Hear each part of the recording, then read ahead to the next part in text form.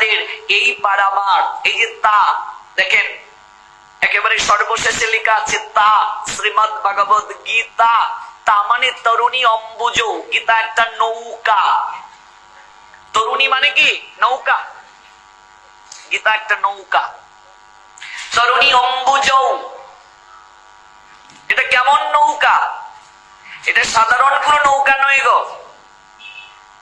এই ভৈরব বাজারের ঘাটে কত নৌকা আছে, এই সকল নৌকা নয়। এই নৌকার মাঝি পেটের দায়ে এপার থেকে অপার পারাপার করে, কিন্তু যে নৌকার কথা শাস্ত্র বলছেন, এই নৌকার মাঝি স্বয়ং অনাদির আদি শ্রী গোবিন্দ ভগবান।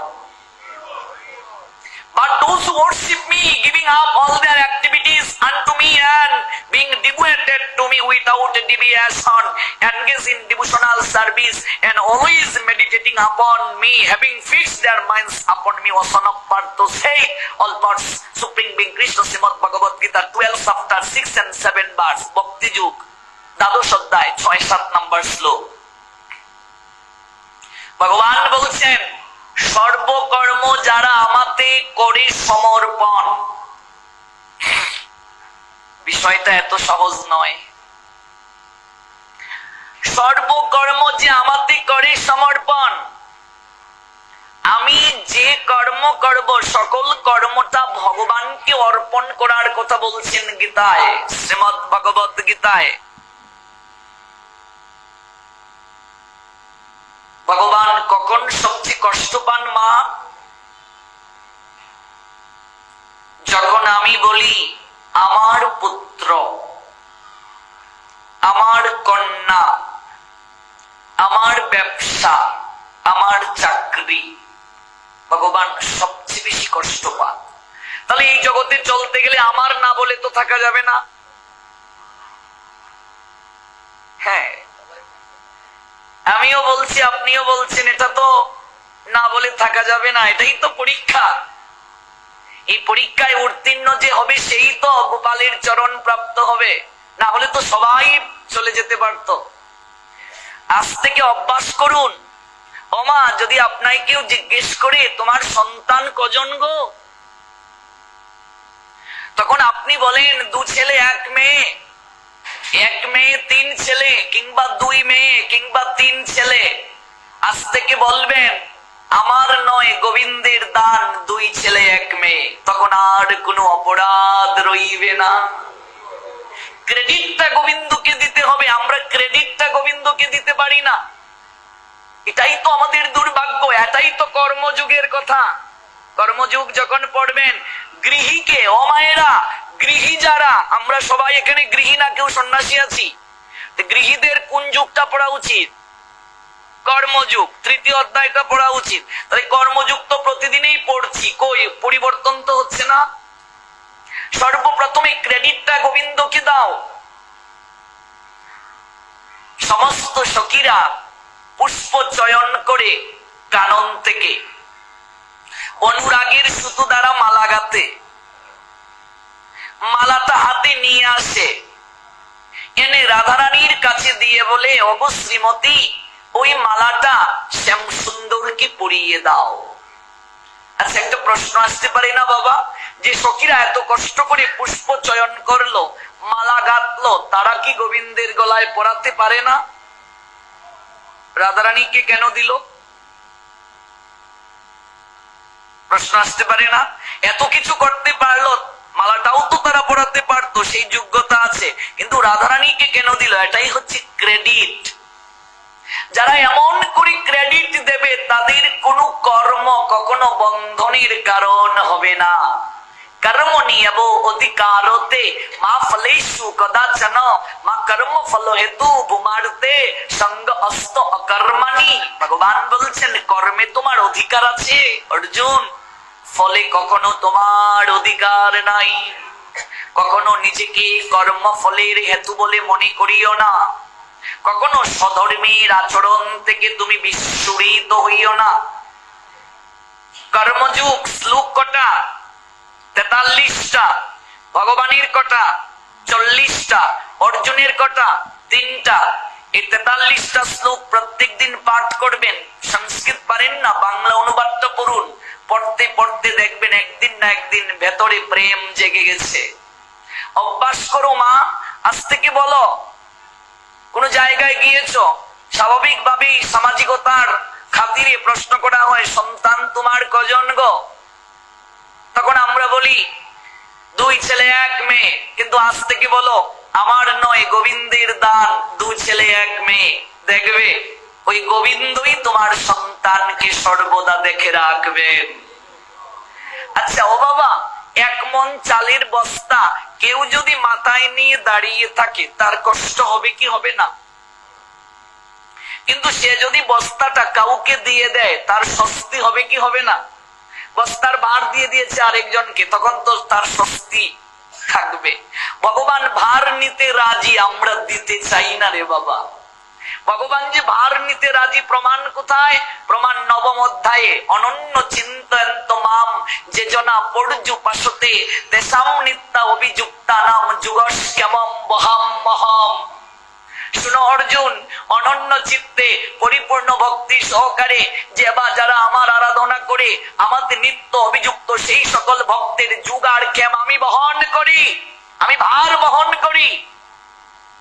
এই বিষয়ে সংশয় জেগেছিল নীলাচল ধামের 1 ভক্ত, উড়িষ্যার 1 ভক্ত, যার নাম অর্জুন মিশ্র। আপনারা এই লীলা জানেন। তার হৃদয়ে সংশয় জেগেছিল। গীতা পড়তে পড়তে যখন এই শ্লোকটা তিনি পড়লেন, তখন ভাবলেন না, এটা কোনো ক্রমেই মেনে নেওয়া যায় না। ভগবান বহন করতে পারেন, এটা কেমন কথা? ভগবান অনন্ত কোটি বিশ্ব ব্রহ্মাণ্ডের মালিক, তিনি কেন বহন করবেন? ভগবান বহন করেন না, ভগবান দান করেন। তিনি ভাবছেন ভগবান বহন করবেন, এ কেমন কথা? না না না, এটা তো অপরাধ বাবা। ভগবান ভার বহন করবেন আমাদের? না না, ভগবান কৃপা করে দান করেন। অর্জুন মিশ্র বলছেন, তাহলে কি এখানে ভুল লেখা আছে? দেখুন, গীতায় ভুল ধরার চেষ্টা করছেন। তৎকালীন সময়ে তো প্রিন্টিং ছিল না, পুঁথি ছিল, পুঁথি। তো 2-8টা হাতে নিয়ে অক্ষরটাকে কেটে দিলেন, বললেন বহাম মহম। এটা হতে পারে না, এটা হবে দদাম মহম। এটাকে সংস্কৃত থেকে বাংলা করলে বহামি অহম, বহামি যোগ অহম, বহাম মহম। আর দদামি যোগ অহম, দদাম মহম।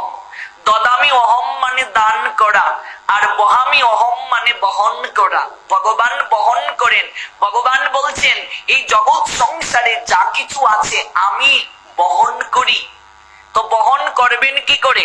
আপনি যদি বহন করার দায়িত্ব কাউকে না দেন, সে কি বহন করবে? তাহলে আপনি তো বহন করার দায়িত্ব গোবিন্দকে দিচ্ছি না, তাহলে গোবিন্দ বহন করবেন কি করে? বহাম মহম, বহন করি।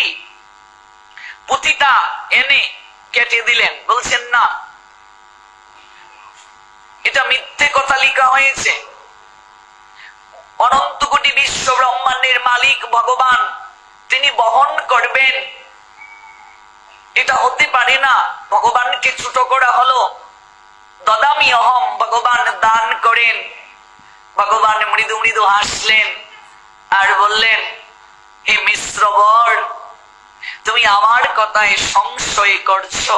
তুমি জানো না, আমি শুধু ভক্তের ভার যে বহন করি তা নয়, আমি ভক্তের পাদুকা পর্যন্ত বহন করি। তারও প্রমাণ রয়েছে শ্রীমদ্ ভাগবতে। ছোট্ট গোপাল তখন বলাই গোয়ালগড় থেকে দুগ্ধের ভাণ্ড নিয়ে এসেছে। ছোট্ট গোপাল বাবার কাছে গিয়ে বলছে, ও বাবা, বলাই দাদা বড় বলে তাকে তুমি বড় দায়িত্ব দিলে, আমি তো তোমার ছোট্ট গোপাল, আমাকেও তো একটা দায়িত্ব দিতে পারো। নন্দ মহারাজ হেসে হেসে বলছেন, না রে গোপাল, তা হয় না। তুই দুধের বাচ্চা। বাৎসল্য প্রেম দেখুন কাকে বলে। অনন্ত কোটি বিশ্ব ব্রহ্মাণ্ডের মালিক ভগবানকে বলছে, তুই দুধের বাচ্চা, তুই পারবি না। ও বাবা, আমাকে একটা কাজ দাও না, আমিও একটা সেবা করি। নন্দ মহারাজ বারবার বলার পর বিরক্ত হয়ে বললেন, তাহলে যা, ওই গোয়াল গড়ে গিয়ে দেখ গোশালার মাঝে গোবরের মাঝে আমার পাদুকা লেপটে গেছে। তখনকার সময় তো খড়ম পা দেয়া হতো, যা ওই খড়ম গুলো হাতে নিয়ে জলের মাঝে ধুইয়ে নিয়ে আয়। ভাবুন একবার মা, একবার ভাবুন, যার চরণ সেবা করার জন্য লক্ষ্মী কখনো কোথাও ফিরে যান না, লক্ষ্মী সর্বদা চরণ সেবায় তৎপর থাকেন। যার চরণ দর্শনের জন্য মুনি ঋষিরা হাজার হাজার বছর সত্য ত্রেতাতে কঠিন থেকে কঠিন আরাধনা করেও তার চরণ দর্শনের সুযোগ পায় না। যার দর্শনের জন্য দেবতারা উৎসুক থাকেন, যাকে একটু প্রাপ্তির জন্য, যার চরণদুলা প্রাপ্তির জন্য অনন্তকাল ধরে সাধক নয়নের জলে ভগবানকে ডাকে বাবা। আজ সেই ভগবানকে নন্দ মহারাজ বলছেন, যা আমার পাদুকা গোবরের মাঝে লেপ্টে আছে, তুই ধুয়ে নিয়ে আয়। ছোট্ট গোপাল হাঁটি হাঁটি পাপা করে গোশালায় গিয়ে পাদুকা গোবরে লেপ্টে গেছে, দুহাত দিয়ে পাদুকাটা নিয়ে সরোবরে গিয়েছে ধৌত করার জন্য। আপন মনের মাধুরী মিশিয়ে গোপাল সোনা আমার গোবর পরিষ্কার করে একটা পাদুকাকে বগলের নিচে, আরেকটা পাদুকা মাথার উপরে বহন করে ধীরে ধীরে বাবার কাছে এসে দাঁড়ালো। বাবা, ও বাবা, এই নাও তোমার পাদুকা। দেবর্ষি নারদ অদূরে দাঁড়িয়ে এই দৃশ্য দেখে বললেন, প্রভু, এ কেমন দৃশ্য আমি দেখছি, এটাও কি সম্ভব যে বিনায় দিবানিশি তোমার গুণ কীর্তন আমি প্রকাশ করি? কত সাধক সাধিকা নয়নের জলে অশ্রু বিসর্জন করে তোমার চরণে প্রার্থনা জানায়, ওরে অজ্ঞান মন, তুই কত কিছু স্বপ্নের রাজ্যে বিচরণ করে হতে পারিস, একটিবার কি দেবর্ষি নারদের বিনা হতে পারিস না? সেই বিনা আমার হস্তে সুবিত হয়, সেই বিনায় সর্বদা তোমার গুণ কীর্তন করে। আর তোমার চরণ দুলি প্রাপ্তির জন্য গুণ কীর্তন শ্রবণ করে সাধক সাধিকা এমনকি দেবতাগণ উৎসুক থাকে, তোমার সেবার জন্য তারা তৎপর। আর তুমি এই জায়গায় এক গোয়ালার জুতা বগলির নিচে আর মাথায় করে বহন করছো, এও কি সম্ভব? গোপাল সোনা আমার নারদের দিকে মৃদু হেসে তাকালেন আর বললেন, ওহে দেবর্ষি, জগৎ জীব দেখুক ভক্ত আমার কতটা প্রাণ হয়, ভক্ত আমার কতটা অন্তরের ধন হয়, ভক্ত আমার কতটা হৃদয়ের ধন হয়, নয়নের পুত্তলি হয়। আমি ভক্তের ভার বহন করতে লজ্জিত হই না দেবর্ষি, আমি অনন্তকাল ধরে অপেক্ষা করি ভক্তের ভার বহন করার জন্য।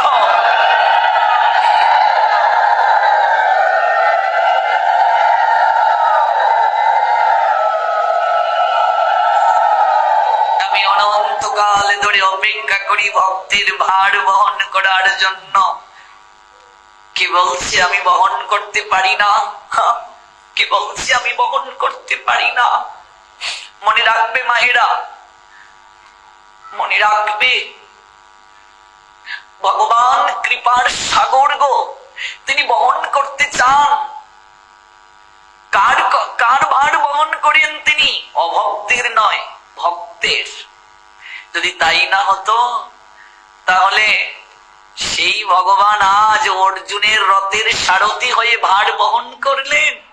ভাবুন তো একবার, অর্জুন তাকে আদেশ করলেন, সেনৌর উভয়ুর মধ্যে রথম স্থাপয় মে অচ্যুত যাবতে তার নিরীক্ষে অহম যুদ্ধ কামান অবস্থিতান কই ময়া সহ যুদ্ধব্যে মস্মিন রণ সমুদ্যমে। গীতার প্রথম অধ্যায় অর্জুন বিষাদ যুগ। হে অচ্যুত, উভয় পক্ষের কুরুসৈন্যদের মাঝখানে রথটা স্থাপন করো, দেখি কে বা কারা আমার সঙ্গে যুদ্ধ করার অভিলাষী হয়েছে। এই বিশাল রণ সমুদ্রমে আমাকে কাদের সঙ্গে যুদ্ধ করতে হবে? তুমি যাও, রথটাকে নিয়ে ওই জায়গায় দণ্ডায়মান করো। ভগবান মৃদু হাসলেন, অর্জুন আমি শুধু তোমার রথেরই সারথি নয়, তুমি কেন এই জগতের প্রত্যেকটা মনুষ্য জীবের আমি জীবন রথেরও সারথি। মানুষ বুঝতে পারে না, জানতে পারে না, বিষয় বাসনায় মত্ত হয়ে অনন্তকাল ধরে আমার আমার আমার করছে। কিন্তু জানো, এই জগতে তার যখন জন্ম হয়েছিল, নগ্ন হয়ে এসেছিল, যাওয়ার সময় নগ্ন হয়ে যায়, শুয়ের অগ্রভাগে যতটা মাটি ধরে ততটাও নিতে পারে না। আর অজ্ঞানের বশবর্তী হয়ে মানুষ যখন আমার আমার আমার বলে, আমি তখন সবচেয়ে বেশি কষ্ট পাই অর্জুন, সবচেয়ে বেশি কষ্ট পাই। আমি যে প্রেমের কাঙ্গাল। দেখুন গোপালের দিকে তাকিয়ে, প্রত্যেকটা গোপালের বিগ্রহে দেখবে এমন করে গোপাল হাতটা বাড়িয়ে আছেন। বলুন তো কেন? ডাক্তার মহানামব্রত ব্রহ্মচারী পাশ্চাত্যে যখন গেলেন, পাশ্চাত্যের এক ভক্ত মহানামের মহানায়ক মহানামব্রত ব্রহ্মচারীকে জিজ্ঞেস করেছিলেন, আপনাদের ভগবান গোপাল সে তো নিজেই কাঙ্গাল, তো আমাকে কি দেবে? কাঙ্গালই তো ভিক্ষুকের মতো হাত পেতে থাকে।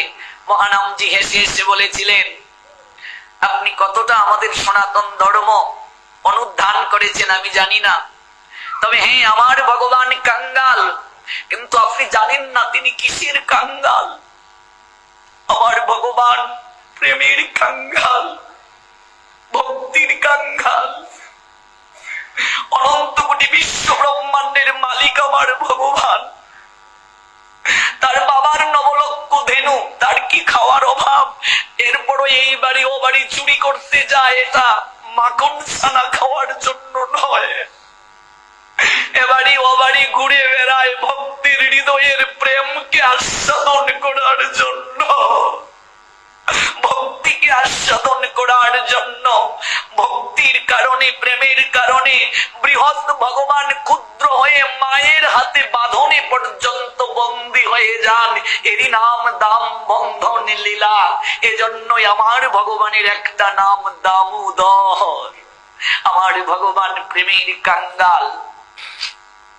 ঘুম থেকে উঠেই যখন আপনি গৃহ মন্দিরের দিকে তাকাবেন, গোপালের দিকে, আপনার সন্তান যেন গোপাল, সে যেন আপনার কাছে কিছু চাইছে গো মা, কিছু চাইছে।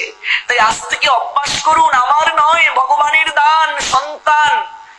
কোথাও গেলে কেউ জিজ্ঞেস করে তোমার পরিবারের সদস্য কজন, আপনি আমি উত্তর দেই 4 জন 5 জন। আজ থেকে ভগবানকেও ঘরের একজন সদস্য মনে করুন। বলুন না, 5 জন যদি সদস্য হয়, আমার ঘরের সদস্য 6 জন, গোপালও আমার ঘরের একজন।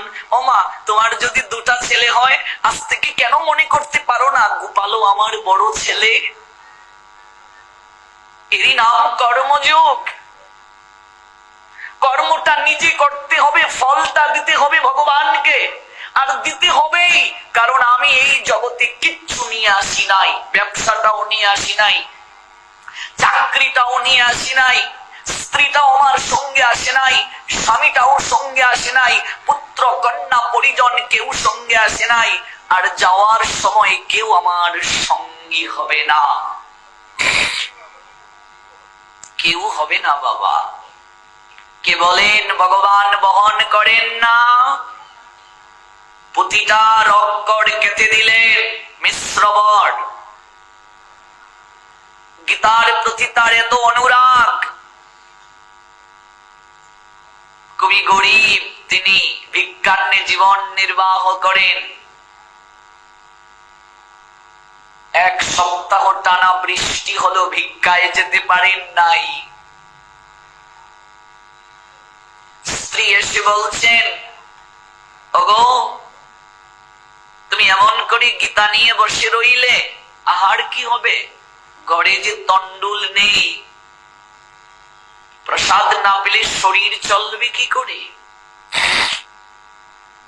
স্ত্রীর কথায় অর্জুন মিশ্রের মনে সন্দেহ হলো না। তুমি বলছো বহাম মহম, তুমি বহন করো, তাহলে কোথায়? আমার ঘরে তো কিছুই নেই।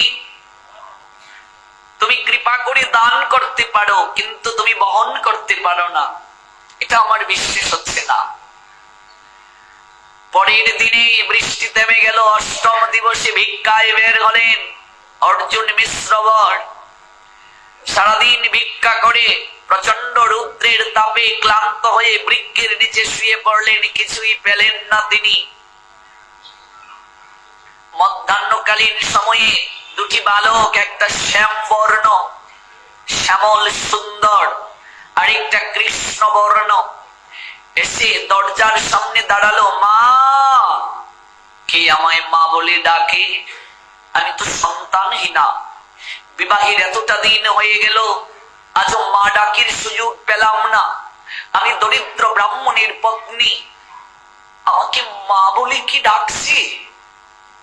আজ পর্যন্ত তো আমায় কেউ মা বলে ডাকেনি। দুটো বালক দাঁড়িয়ে রইল, মাথায় বোঝা, চালের বস্তা, ডাল, সবজি, কত কিছু গো। তোমরা কে বাবা, আমাকে এমন করে মা বলে ডাকছো? মা, আমরা দুই ভাই, আপনার প্রতি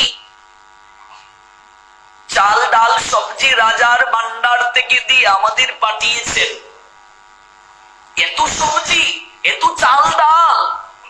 হ্যাঁ মা, আপনি কৃপা করে গ্রহণ করুন। দুটি ছেলের দিকে তাকালেন। আহা, কি মায়া ভরা মুখ মন্ডল, অপূর্ব নয়ন, কি ব্রুযুগল অনিন্দময়, বারংবার তাকিয়ে থাকতে ইচ্ছে হয়। তোমরা আমায় মা বলে ডাকলে আমার প্রাণটা শীতল হয়ে গেল। একটু অপেক্ষা করবে বাবা, আমি একটু হাড়িতে টন্ডুল বসিয়ে দেই, আর একটু সবজি করে নিবেদন করে ভগবানকে একটু প্রসাদ তোমাদের পাইয়ে দেই। দুটো বালক হাত জোড় করে বলছে, মাগো, আমরা যে খেতে পারবো না। কেন? আমাদের বক্ষে খুবই ব্যথা হচ্ছে, হৃদয়ে ব্যথার সঞ্চার হচ্ছে। কেন? খুব আঘাত লেগেছে বুকের মাঝে। কি আঘাত? দেখো দেখো দেখো মা, রক্ত ঝরছে। কিভাবে হলো? আপনার প্রতি এত বুঝা দিয়ে বললেন, যা বাড়িতে দিয়ে আয়। আমরা নাকি বহন করতে পারবো না, আমরা বলছি দিয়ে দিন, সবগুলোই নিতে পারবো। তিনি বলছেন পারবি না, দুবার নেবে। আমরা বলছি দিয়ে দিন। দু তিনবার কথা বলার কারণে তিনি আমাদের বুকে আঘাত করেছেন, রক্ত পড়ছে ঝরঝর করে। ব্রাহ্মণী অবাক হলেন, আমার প্রতি তো বিনা কারণে একটা পিপিলিকাকেও আঘাত করেন না, উনার এত মতিভ্রম হলো, এত চমৎকার দুটো বালক, তাদেরকে তিনি এমন করে প্রহার করলেন। বারবার তাকিয়ে রইলেন, কত সুন্দর, মনে হচ্ছে কতদিনের চেনা, কত পরিচিত জন। এমন জনের দর্শনের জন্য অনন্তকাল ধরে যেন তিনি অপেক্ষা করছেন। মাগো, আজ যাই, অন্য কোনদিন আসবো। কোথায় থাকো তোমরা? মা, আমরা সব জায়গাতেই থাকি। কেমন কথা? হ্যাঁ মা, যারা প্রাণ ভরে আমাদের ডাকে, আমরা তৎক্ষণাৎ তার কাছে এসে হাজির হই। তবে মা, আমরা যার তার গড়ে খাই না, আমরা যার তার কাছে যাই না। দরিদ্র ধনী আমাদের নিকটে কোনো বিচার নাই। আমাদের হৃদয়ে একটাই বিচার, যে প্রাণ ভরে আমাদেরকে মধুর স্বরে ডাকতে পারে তাদের কাছেই যায়।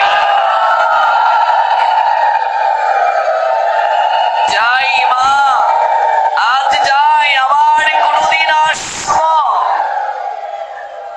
ব্রাহ্মণী অবাক হলেন, রান্না করে নৈবেদ্য সাজিয়ে বসে রইলেন। পরন্ত বিকেল বেলা ব্রাহ্মণ ঠাকুর গৃহে ফিরলেন। কোথায় গো? আজ ভিক্ষায় কিছুই পেলাম না। কি বলছো? আমি কতক্ষণ যাবৎ নৈবেদ্য নিবেদন করে প্রসাদ নিয়ে অপেক্ষা করছি, তুমি না চাল ডাল সবজি রাজার ভান্ডার থেকে পাঠিয়ে দিয়েছ। কি বলছো? আমি কোথা থেকে পাঠাবো? সারাদিন ভিক্ষা করে আমি তো কিছুই পাইনি, ক্লান্ত হয়ে শুয়েছিলাম। দুটো বালক তাদেরকে তুমি নাকি পাঠিয়েছো। এগো তুমি তো নির্দয় কখন থেকে হলে? তুমি না বিনা কারণে কাউকে কষ্ট দাও না, আঘাত করো না। ওই দুটা বালককে এমন করে মারলে, তুমি বুকের মাঝে আঘাত করলে। ওরা নাকি বলেছে বহন করতে পারবে একবারেই সব চাল ডাল সবজি, আর তুমি বলছো ওরা ছোট, বহন করতে পারবে না। এই নিয়ে বাক বিতণ্ডা হয়েছে, বুকের মাঝে আঘাত করেছো, ঝরঝর করে রক্ত ঝরছে। জানো ওরা আমায় মা বলে ডেকেছে। আমার জীবনে এতটা বছর হয়ে গেল আমি মা ডাক শুনতে পারিনি। মনে হয়েছে যশোদার কোন গোপাল যেন আমার ঘরে এসে দাঁড়িয়েছে।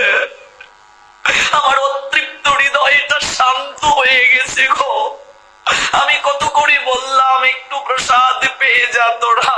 ওরা বললো মা আমাদের বুকে আঘাত করা হয়েছে, ঝরঝর করে রক্ত ঝরছে, বুকে ব্যথা, আমরা খেতে পারবো না।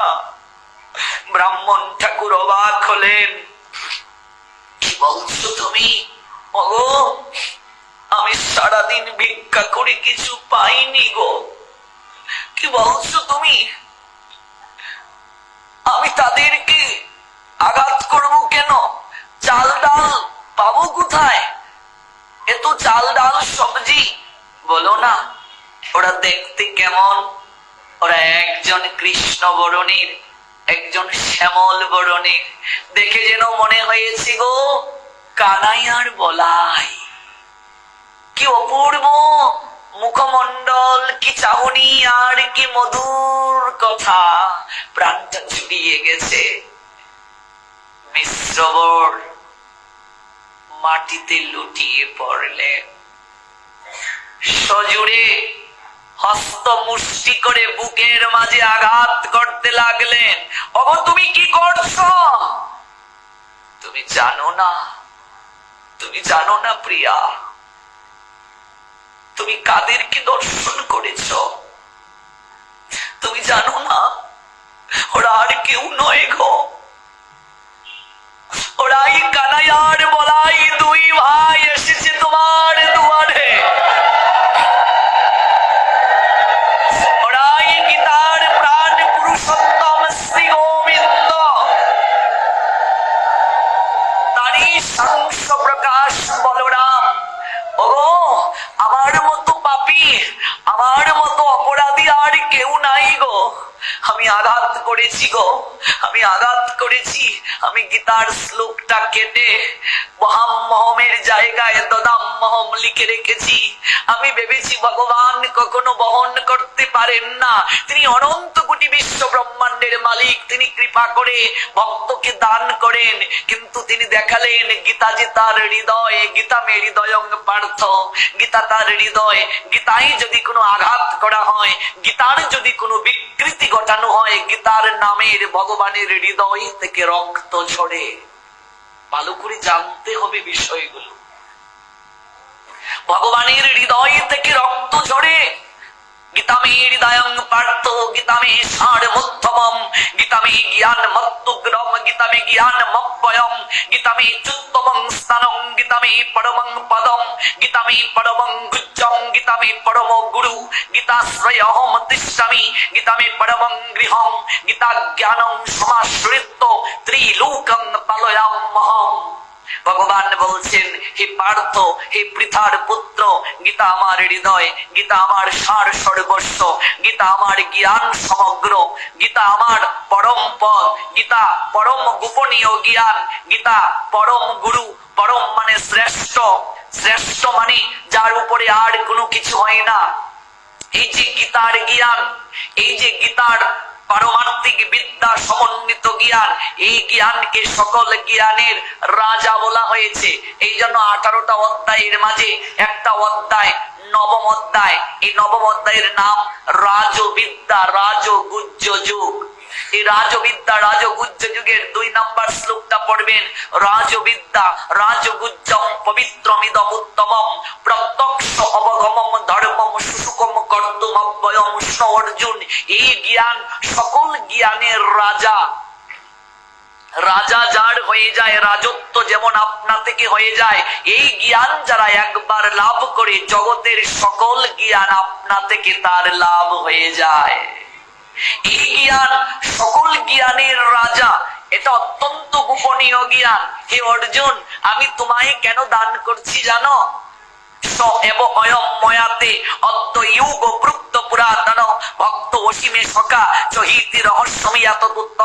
চতুর্থ অধ্যায় জ্ঞান যুগ 3 নম্বর শ্লোক, সেই সনাতন যুগ আজ আমি তোমাকে দান করছি, কারণ তুমি আমার সখা, তুমি আমার ভক্ত।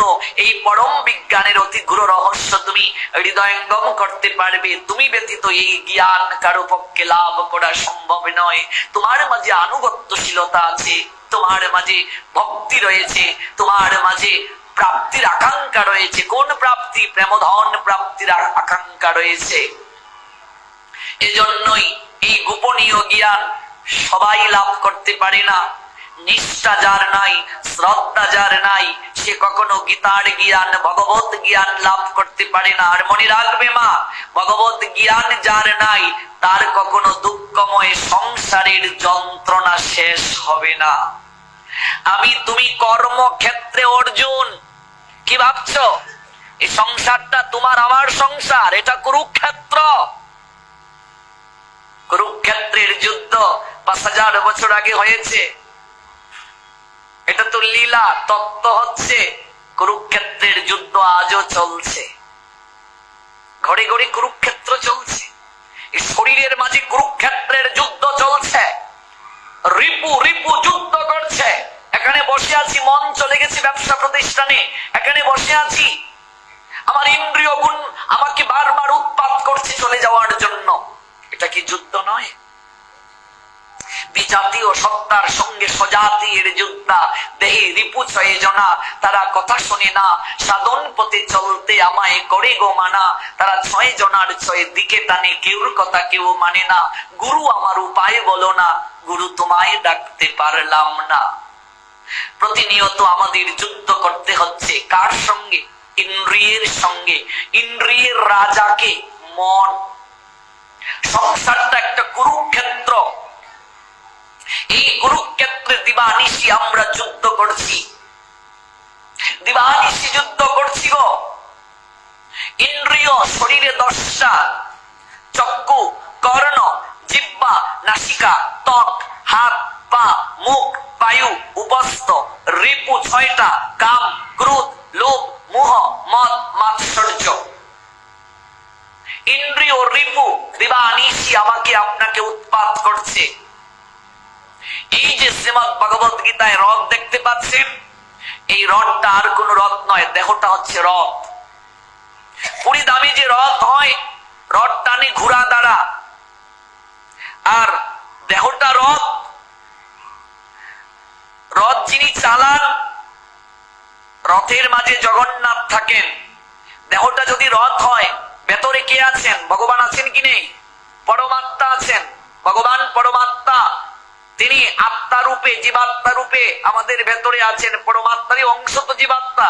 জীবাত্মা পরমাত্মার সঙ্গে যেদিন মিশবে, গিয়ে মিলন হবে যেদিন, সেদিনেই তো দুঃখ শেষ হয়। খণ্ড খণ্ডের সঙ্গে মিলন। এই নদীর জল, খালের জল, বিলের জল পূর্ণতা পায় কখন? সাগরের সঙ্গে যখন মিলিত হয়।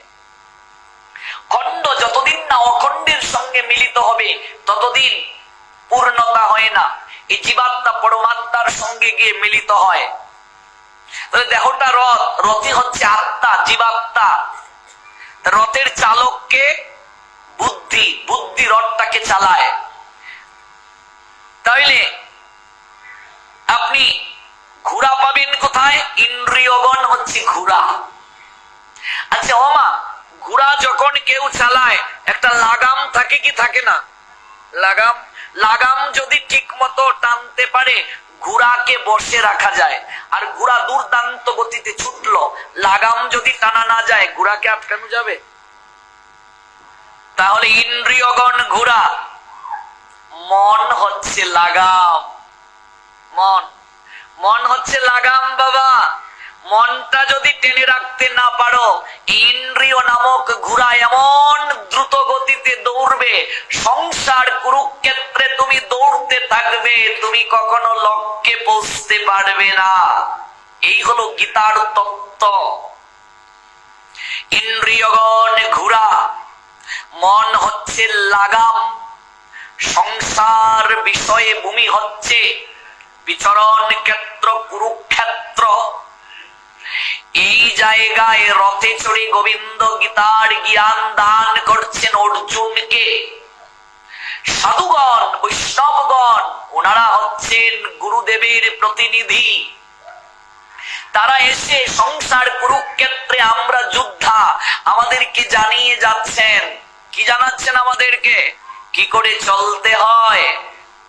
মন তুমি তালা খুলো না, আগে নিজকে চিনো না, কুরুক্ষেত্র দেহ ক্ষেত্র ভেবে দেখো না, তুমি আপনে ঘরে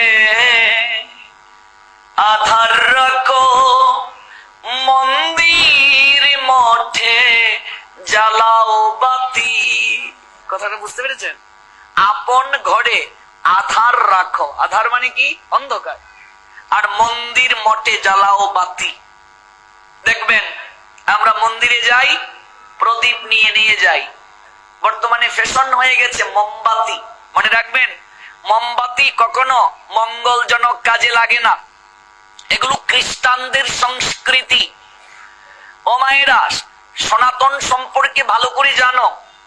চেষ্টা করবে এই আগরবাতি দিয়ে আরতি না করার। এর মাঝে প্রচুর পরিমাণে কেমিক্যাল থাকে। এর মাঝে ধূপ নেই 1%।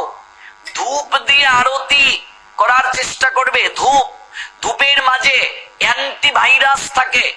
এই জন্য বাড়িতে ধূপ দেবে, এতটা মডার্ন হইও না, এতটা আধুনিক হইও না। হচ্ছি বলেই আজ সংসারে লক্ষ্মী নাই। ধূপের যে গন্ধ, এই গন্ধ যদি ভেতরে যায়, অনেক রোগের ভাইরাস মরে যায়। তোমার প্রত্যেকটা রুমের মাঝে ধূপ জ্বালিয়ে যাও।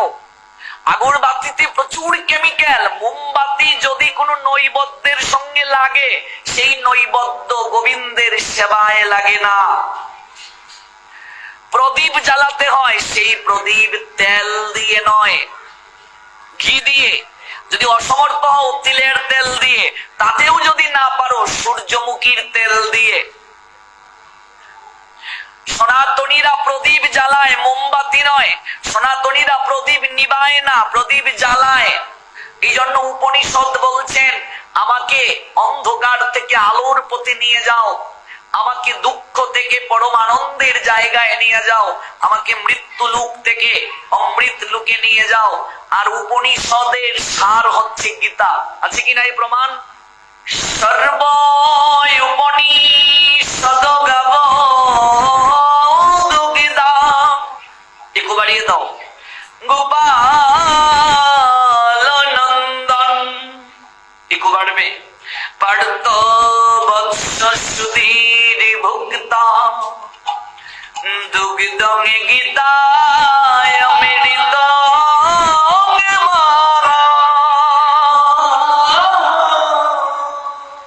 সকল উপনিষদ গাভী।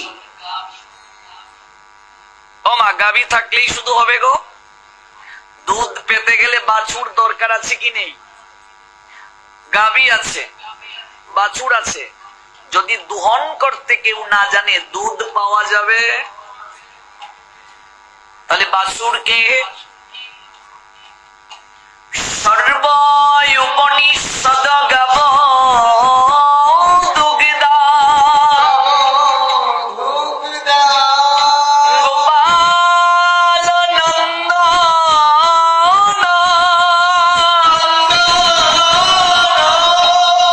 গোপাল নন্দন, নন্দের ছেলে। গোপাল কার ছেলে? নন্দন শব্দের অর্থ কি?